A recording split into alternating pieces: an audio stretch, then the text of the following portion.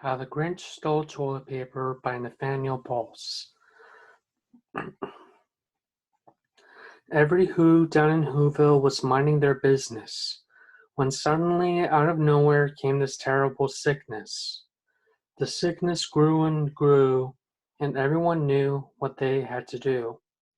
All the Who's down in Whoville went down to Walmart and grabbed all the toilet paper that they could carry in a cart.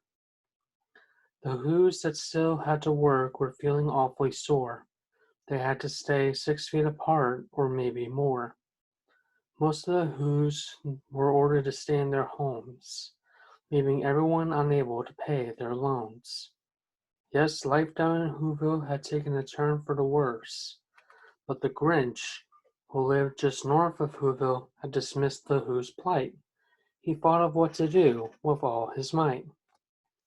From his mountain lair, the Grinch would watch all the Who's run around in a panic and think that it was absolutely manic. The Grinch would love to stand outside his mountain lair with his faithful dog Max and watch all the Who's breathe out of masks. He would laugh and laugh, and he laughed, laugh, laugh, laugh. The Grinch just couldn't stop laughing, that is, until nature then called. He ran to the bathroom and opened the door, only to find that he was out of toilet paper and there wasn't any more. The Grinch frantically checked the rest of his house, only to find that there was barely enough for a mouse. The Grinch wondered what to do, and then he said, "I'll show those Who's, I'll fix them, you'll see. I'll go and steal all their TP." He decided to wait until it was midnight before his plan hatched. A plan such as this would never be matched. He dressed all in black, from his head to his slacks. He took his dog Max and left from the lair to the town below with ne'er a care. For the Grinch surely knew that every last Who had just gone to Walmart to find a sale or two.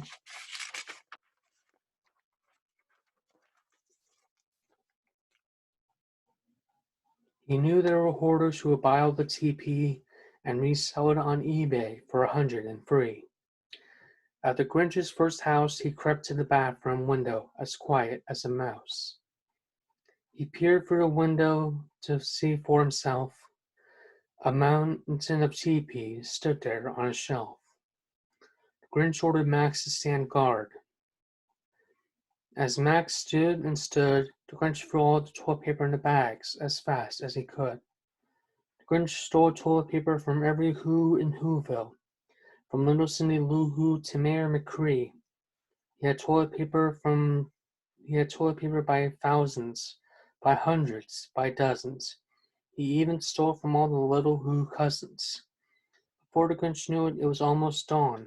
He took as many bags as he could carry and ran like a fawn. The rest were left all over Mr. McHoozlefoot's lawn.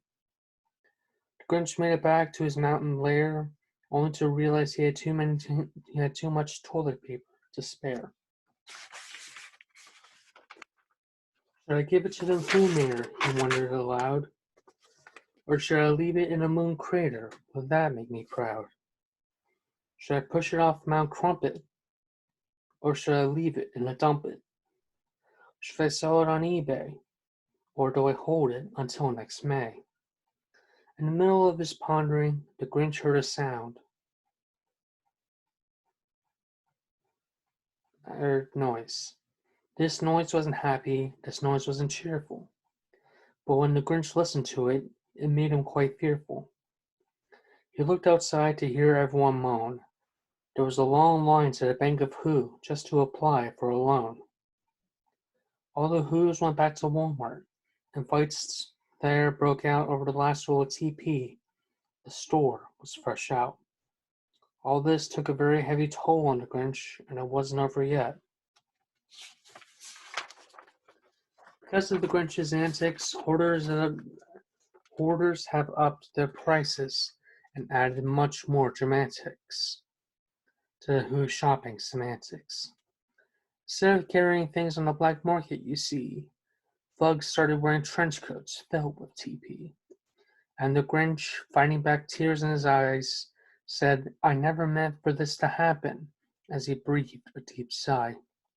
In Whoville, it is now known from Christmases past that a Grinch's heart made of stone will surely not last. As the Who's as the Who's continued fighting, something happened that no Who would have believed. It started raining toilet paper. Look, someone screamed. It rained toilet paper as far as the eye could see. Some could even see the old Grinch screaming, "Yippee!" Yes, sir, the Grinch was once again a changed man. But it just so happens that next week was Easter and the feast of Who Lamb. The end.